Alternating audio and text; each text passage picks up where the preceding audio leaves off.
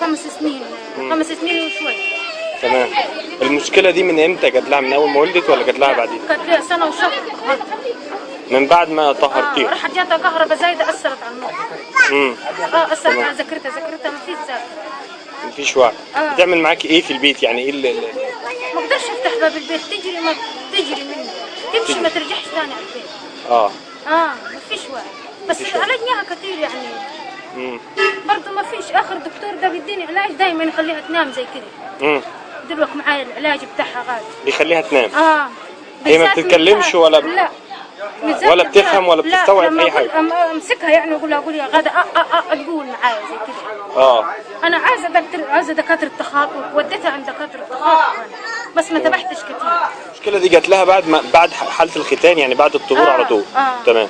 طب انتوا رحتوا للدكتور اللي عمل لها عمليه الختان او حاجه؟ لا مش كلمتوه دكتور. تاني؟ احنا عندنا مش دكتور. امال عملتوه عند مين؟ لا واحد كان شغال في مستشفى نلم العيال زي كده وطهرهم. مش متخصص يعني، مش دكتور يعني؟ لا.